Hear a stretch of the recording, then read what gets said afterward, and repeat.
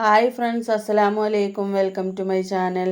ഞാനിന്ന് ഉമ്മമാനോട് ചക്കയും ബീഫും ഉണ്ടാക്കി തരാൻ പറഞ്ഞിട്ടുണ്ട് കേട്ടോ. അപ്പോൾ ഞാൻ ഉമ്മമാനോടൊന്ന് ചോദിച്ചു നോക്കട്ടെ. ഉമ്മ, നിങ്ങൾ ആ ചക്കയും ബീഫും ഒന്ന് ഉണ്ടാക്കി തരുമോ?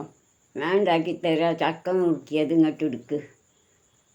ഇതാ ചക്ക നുറുക്കിയത് എടുത്ത് വെച്ചേക്കണു. എന്നാ ബീഫും വേവിച്ച് വെച്ചിട്ടുണ്ട്. ഞാൻ വയല് ഉള്ളിയും തക്കാളിയൊന്നും ഇട്ടിട്ടില്ല. പച്ചമുളകും ഇഞ്ചിയും വെളുത്തുള്ളിയും കുരുമുളകും പൊടി ഇട്ടിട്ട് വേവിച്ച് വെച്ചതാണ്. അത് കൂട്ടിയിട്ട് ഇങ്ങോട്ട് വെക്കുക. അതിന് തുള്ളി വെള്ളം അതിലുണ്ട്. അത് ഞാൻ ഊറ്റിയിരുന്നു.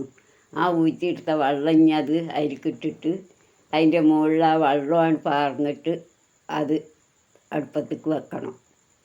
പകുതി ചക്ക പാത്രത്തിലേക്ക് ഇട്ടിട്ട് അതിൻ്റെ മുകളിൽ കുറച്ച് ബീഫ് ഇട്ടിട്ട് രണ്ടാമത് കുറച്ച് ചക്കയും കൂടി ഇട്ടിട്ട് അതിൻ്റെ മുകളിൽ കുറച്ചും കൂടി ആ ബീഫ് ഇട്ടിട്ട് ആ ഊറ്റി വെച്ച വെള്ളം അതിലേക്ക് ഒഴിച്ച് കൊടുക്കണം.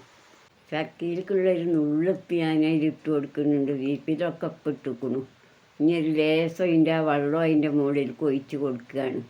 അത് ഒഴിച്ച് കൊടുത്തിട്ട് അങ്ങോട്ട് വേവിക്കുക. കുക്കറടിച്ച് വെച്ച് 2 വിസിലടിച്ചാൽ അത് നല്ലോണം വേകും. ബീഫ് ആദ്യം വേവിച്ച് വെച്ചതാണ്.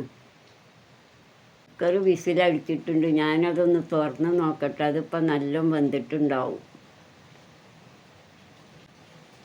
ഇനി ഞാനിതൊന്ന് ഇളക്കി നോക്കിയിട്ട് അതിൽ കുറച്ച് വെളിച്ചെണ്ണ ഒഴിച്ചിട്ട് 2 വേപ്പിൻ്റെത് ഇടട്ടെ. എല്ലാവരും ഇതൊന്ന് ഉണ്ടാക്കി നോക്കുകൊണ്ട് മക്കളെ. നല്ല രസമാണ്. ഇറച്ചിയും കപ്പിയും വെക്കണ മാതിരി തന്നെയാണിത്. അതിൽക്കും ലേസം കൂടി രുചി കൂടും ഈ സാധനം. അപ്പോൾ ഉമ്മമ്മ പറഞ്ഞത് കേട്ടില്ലേ? നല്ല ടേസ്റ്റുള്ള സാധനമാണെന്ന്. ഇനി ഉമ്മമാനെ കൊണ്ട് തന്നെ ഞാനിതൊന്ന് ടേസ്റ്റ് നോക്കിപ്പിക്കട്ടെ.